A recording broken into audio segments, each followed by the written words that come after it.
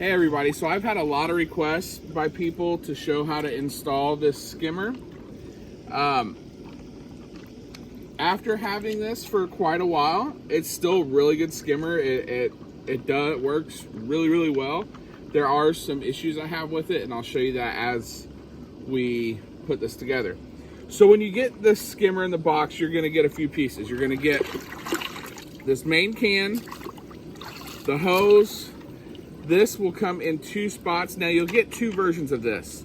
You'll get one that looks like this, and then you'll get one for the big inflatable curved pools. But this is the one you need for this type of pool, your Intex, your Best Ways, your Coleman's, with the pole frames. Also, you're gonna get this. This is going to save your life with so many things. This is how I set up my vacuum, because my vacuum hose will, when I get the little adapter for the Intex vacuum hoses, it'll fit right in here, so I don't have to worry about plugging these holes it's a whole mess. This just makes it so easy. I put the hose right in there and I'm good to start vacuuming. You will also get your skimmer basket. I don't know what this is called. We're gonna call it a floater with a floating ring. This thing is a must-have. You have to have it or this whole system will not work. Ask me how I know that one. So the first thing you need to do when you are installing this, if you look over here, Hannah, you're gonna want to take this basket off. Now, I have the set screw I had them out of both just because it made it easier for me. So if you haven't taken it off, there is going to be a set screw that will lock this onto this portion here. So you're going to want to take that off, and you're going to replace it with this, and it'll screw right on there. So we're going to set this, screw this right onto here.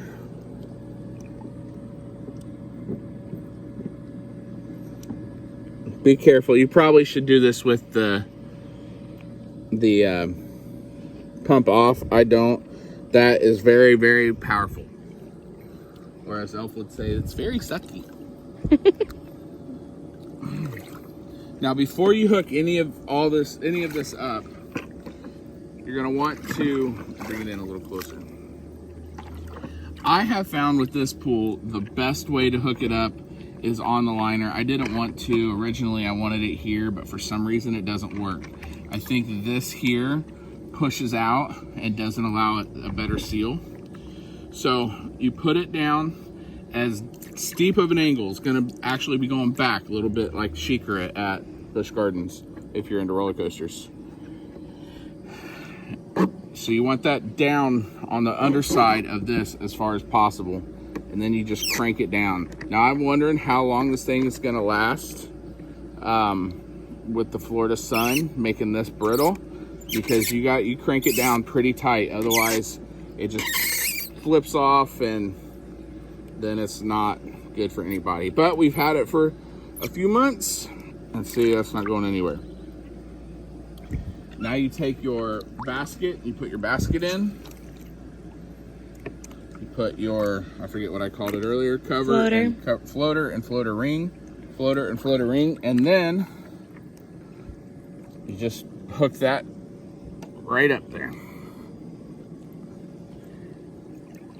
And it starts working. Now, this will float up to the water level, and this is my one issue with this machine.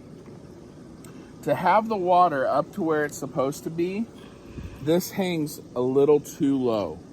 So it works, and it works well as long as nobody's in it. If people are in it, then this is going up and down, and it's not so great. But really, ideally, you want this as low as possible. Not all the way, though that would give it the most suction power. But you want it as close to this as possible. Keep the ring on there. Now I do have a buddy that he went out and got this after I told him about it. He shaved the connection here so it was the same size as this bottom piece, and so it could slide up easier. I may do that.